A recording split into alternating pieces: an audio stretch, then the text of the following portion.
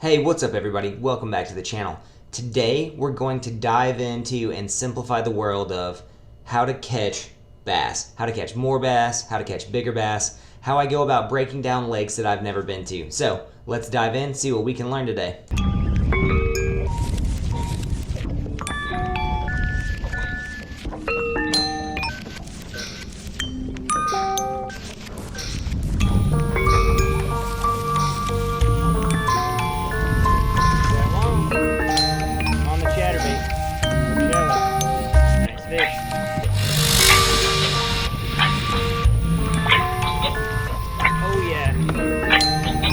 Fish are pale, just changed up, full of eggs.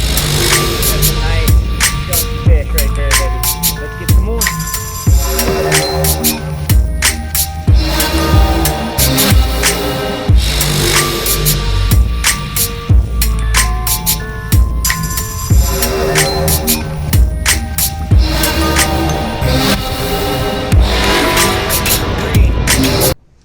Alright guys, the first thing that I do when I go to a new body of water, and the first thing I do when I go fishing at all, is look at where I'm going to go fishing. There are three things that I want to consider. Number one is the structure of the lake.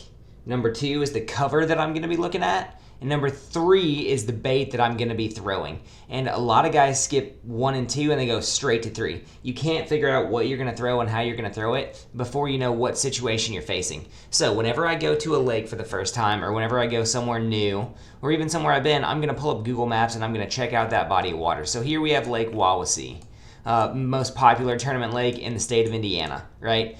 By looking at Wawasee on Google Maps, I'm automatically knowing 100% chance that there are going to be a lot of boat docks. You can see here, looking at Wawasee, it is ringed with boat docks. So that's going to tell me there's going to be a ton of pleasure boat traffic, a ton of people on the water, but it's also giving me the primary structure of the lake.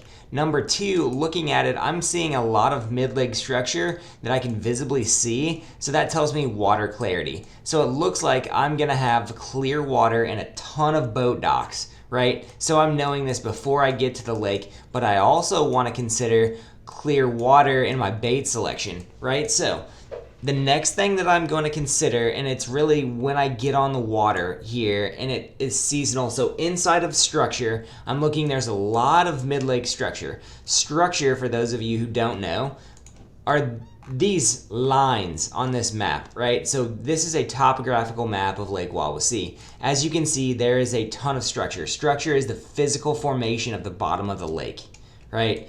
Structure is going to determine where bass are most of the time, right? We're talking largemouth bass here. Smallmouth are a whole different animal. We'll get into a how to find smallmouth video another time. We're going to talk about largemouth right now. So I'm looking at this map and I'm seeing a ton of structure. I'm also seeing a ton of cover. Docks are cover. Structure are the existing physical formations in the lake. So we've got structure here in island tops, right? Points, different cuts. Looks like we've got all kinds of different things in here to check out. Now, when I'm considering all of the structure, I need to also consider the season in which I'm fishing. And seasonal movements are really kind of easy to understand if you think about it logically. 2 parts of the year, bass are going to be doing 2 different things. 2 parts of the year, they're going to be doing the same things. In the summer and in the winter, bass are going to exist for the most part close to deep water. So if I cut this little section of the lake right here, in the summer and the winter, bass are going to hang out around the outside of deep structure for the most part in steady numbers. So I can tell you with confidence, the first place that I'm going to start in the wintertime and in the summertime are on the outsides of these long points, right? On some of these humps and different structural things, because deep water is stability.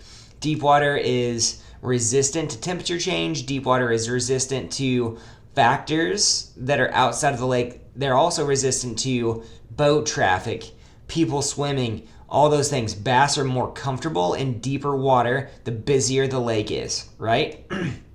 On the flip side, bass in the fall and in the spring are going to push shallow.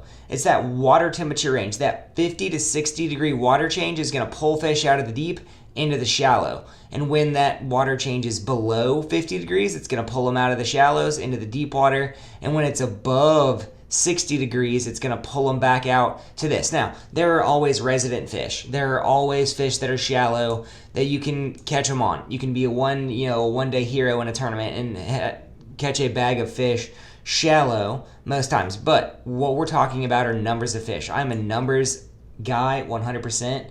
And what I've found is that if you go with the numbers, you're going to catch more fish and you have a chance to catch bigger fish if you're doing that. Now, there are exceptions to that rule, but we're talking in general.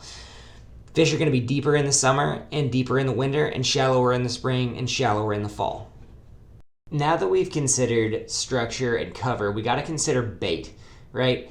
And bait is determined a lot by what cover you're fishing and also the water clarity. So here Caden is fishing heavy cover, right? Thick pads, junk slop mats, and the really only bait you can get back there to get after these fish is the frog. And you can see here that frog is paying off in spades for Caden. This is a nice big fish catch.